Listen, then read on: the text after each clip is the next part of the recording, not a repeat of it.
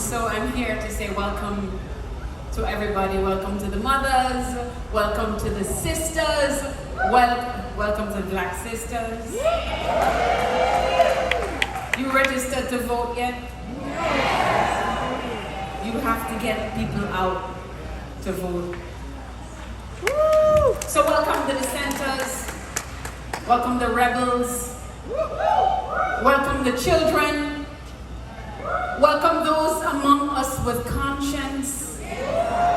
Welcome to the truth speakers. Welcome to the mothers, the fathers, the sisters, the children. Welcome to the children, because without the children, the future is a promise unfulfilled. Anyways, tonight is about connection. Just turn to the person next to you and tell them your name. The person who you never come with. Barry. Y'all know Meshell?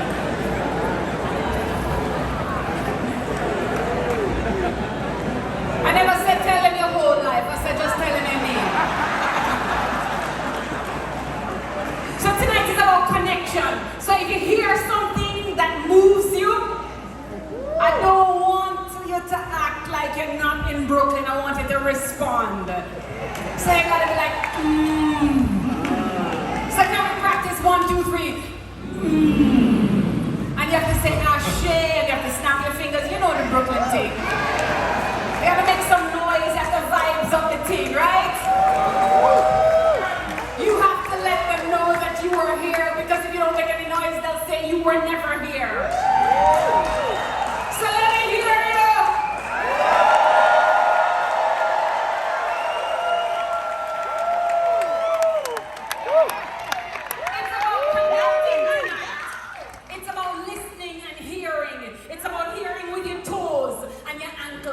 And your foot, and your knee, and your uterus, and your neck, and your back.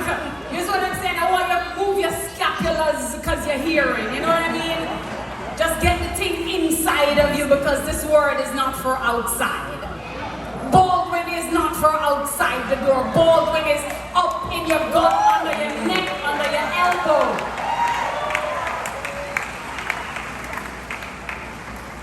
Let me play Messenger. I'm going to read you some of Baldwin's words right now if you're amenable. It seems to me that the artist's struggle for integrity must be considered as a kind of metaphor for the struggle, which is universal and daily, of all human beings on the face of this globe to get to become human beings. It is not your fault. It is not my fault that I write. And I would never come before you in the position of a complainant for doing something I must do. The poets, by which I mean all artists, are finally the only people who know the truth about us. Soldiers don't. Statesmen don't. Priests don't. Union leaders don't. Only poets. This is my first proposition. Let's get it on.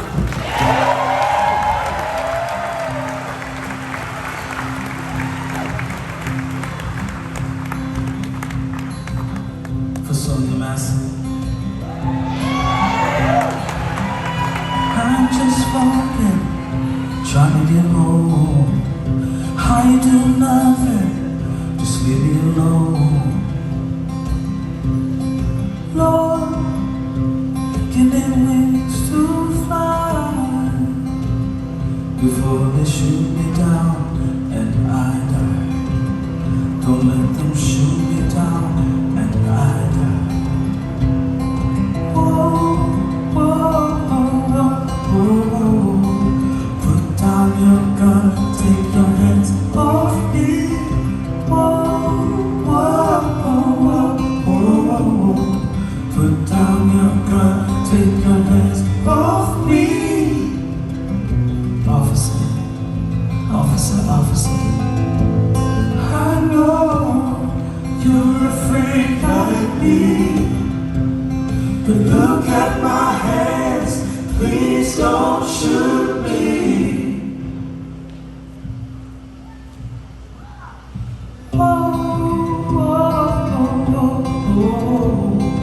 Put down your gun, take your hands off me.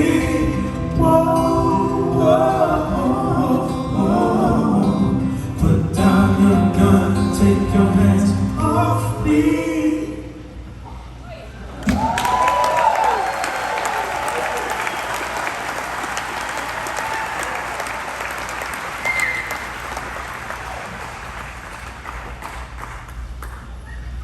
What's up, people?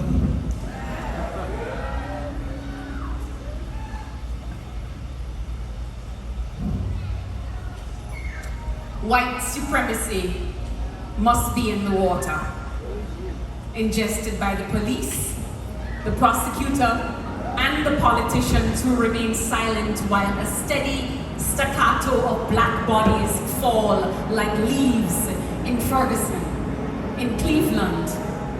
It is autumn in America, and the world has lost its fucking mind. White cops caught killing on camera, forcing us to relive the constant killing of our kin. A new story cracks our consciousness every day. Every day we watch those viral videos becoming more and more numb, more struck dumb by the sheer gall of these cops, steady snuffing out black lives in their made in America home movies. Every day I have to drown my fears for my child born black and girl in a country in which her safety does not matter to those with power. This poem is about the blatant racism embedded in the national justice system. It's about grand juries that consistently refuse to indict murderers captured on video. It's about the consensus of white opinions that overwhelm the evidence available to anyone with a fucking cellular phone. I am consuming these murders on repeat, the helpless bile rising angry in my chest. Public shootings documented by onlookers, images passed around after the event. This phenomenon is black lynching 2.0. Only this time, we are spectators of our own genocide, consuming the flesh of these murdered men and women who were never willing martyrs in any movement, dead children of parents who now mourn them without closure, without a day in court. We are moving backwards through history, back to that time when black mothers who lost children to white arrogance had no recourse, that shameful time that supposedly ended with Emmett Till, with Herbert Lee, with Medgar Evers, with Harriet Moore, with Malcolm X. Back then there was no hypocrisy about the system being stacked against anyone with a smidgen of melanin staining the history of their skin. 5 decades after the Black Civil Rights Movement, and we are still not protected by the law. This is not what we voted for when we voted for a first black president. This is not what freedom fighters hoped for when they marched against segregation in Selma and Chicago and Birmingham and Montgomery. This is not the dream Martin Luther King died for in Memphis, Tennessee. 50 years later, race relations in America is still a fucking cauldron, bubbling angry under the ugly swirl of black despair, held in place by the lack of white accountability parading as a penal system in which 40% of those incarcerated come from a group which only consists 12% of the entire fucking population. With numbers like that, what good does it do me to comply with those in uniform? Body riddled by 41 bullets for raising your hands while holding the candy bar, shot dead at 12 for holding a toy gun, strangled by an illegal chokehold for selling loose cigarettes, arrested without cause for walking while black. All this while we pay taxes and vote for white presidents, white, old white men presiding over these United States as if black death did not matter. This country continues to default on the promise of citizenship for black people.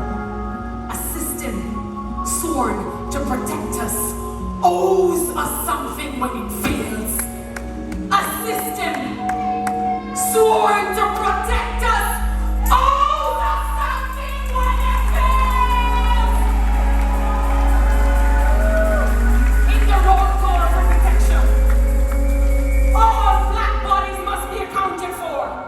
Straight, queer, transgender, lesbian, feminist, Muslim, Palestinian, man, woman, immigrant, dark skin, non-binary, tall, fat, skinny, light skin in the face of any killing. Our sorrow must be one, our rage must be one. We must speak as we speak with many voices, but it must rise with only one sound. We must call out the names of those dead. Trayvon Martin, Tamir Rice, Yvette Smith, Michael Brown, Kiwi Herring, Sean Bell, Teresa Wilson, Sandra Bland, Sonia Massey, Sakia Dunn. We have to find the fortitude to keep fighting for ourselves, for our children, for our children's children. It's time to put our bodies where we say our politics lie. This is not a moment to invoke the fucking sweet by and by. This is a moment for civil fucking disobedience. No matter what you do to our flesh, no matter how long you wage war against our spirit, our bodies will remain a force of resistance to the proliferation of white supremacy. No matter where you come from, no matter how you got here, inside these brutal walls of these United States of America, white power must always meet fire when it meets us. If there's any humanity left in you, get up! If there is any humanity left in you, get up! Stand up!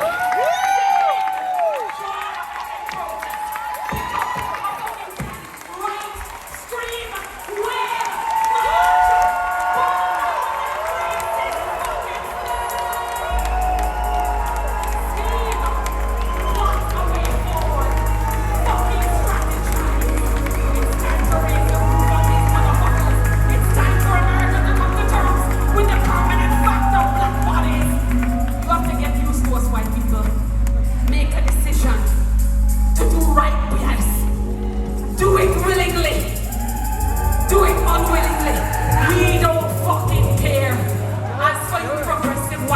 among us. Find the words to speak to the racist white relatives who keep disowning. All of you have got to get with the motherfucking program because our black asses are never